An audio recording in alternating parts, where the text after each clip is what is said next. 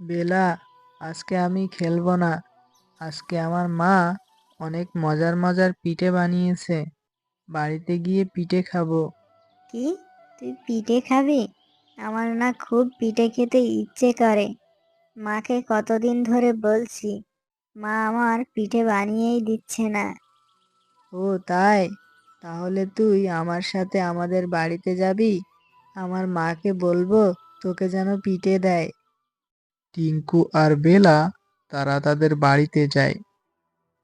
কি রে টিঙ্কু বাবা, কোথায় গেছিলি? তোর জন্য কত পিঠে বানিয়েছি, সকাল থেকে তোকে খুঁজে পাচ্ছি না। মা, আমি খেলতে গেছিলাম। জানো মা, বেলার মা বেলাকে পিঠে বানিয়ে দেয় না। তাই বেলাকে কয়েকটা পিঠে দাও না মা। এই ফকিন্নির বেটি, তুই আমার ছেলেকে বানিয়ে বানিয়ে গল্প শুনিয়ে আমার ছেলের সাথে পিঠে খেতে এসেছিস? যা এখান থেকে। মা, মা, তুমি বেলাকে তাড়িয়ে দিলে। তোকে এত ভাবতে হবে না, আয় পিঠে খাবি। ওদিকে বেলা কান্না করতে করতে বাড়ি চলে যায়। কাঁদতে কাঁদতে মাকে বলে, মা, মা, ও মা, আমাকে তুমি পিঠে বানিয়ে দাও না মা। কি রে বেলা মা, তুই কাঁদছিস কেন রে মা? কি হয়েছে তোর? আমি টিঙ্কুদের বাড়িতে গেছিলাম। টিঙ্কুর মা আমাকে পিঠে দিল না, উল্টো আরো বকা দিল মা। মা, তুই ওদের বাড়িতে কেন গেছিলি বল? ওরা তো অনেক হিংসে করে আমাদেরকে, আমরা গরিব বলে।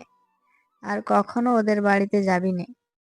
তোর বাবাকে কালকেই গুড় কিনে আনতে বলবো, আর তোকে অনেক পিঠে বানিয়ে দেবো।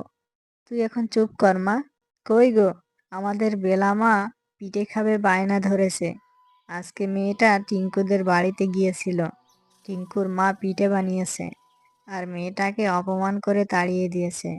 আজকে আমার মেয়েটাকে অনেক কাঁদতে দেখেছি আমি। তুমি কালকেই বেলার জন্য খেজুরের গুড় কিনে এনে দিবে। বউ, কাছে একটা টাকা কড়িও নেই। কি দিয়ে যে গুড় কিনে আনবো সেটাই ভাবছি। ঠিক আছে বউ, কালকে দেখবনি। বেলার জন্য যে কোনো ভাবে কালকে গুড় কিনে এনে দেবনি। তুমি আমার মেয়েটাকে পিঠে বানিয়ে দিও।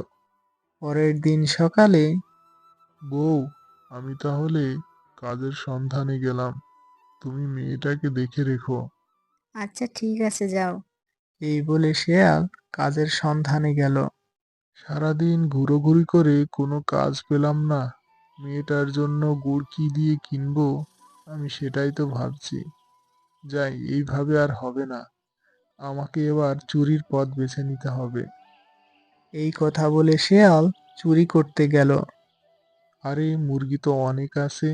যাই, একটা মুরগি নিয়ে যাই। এটা বিক্রি করে আমার মেয়েটার জন্য খেজুরের গুড় কিনবো কালকে।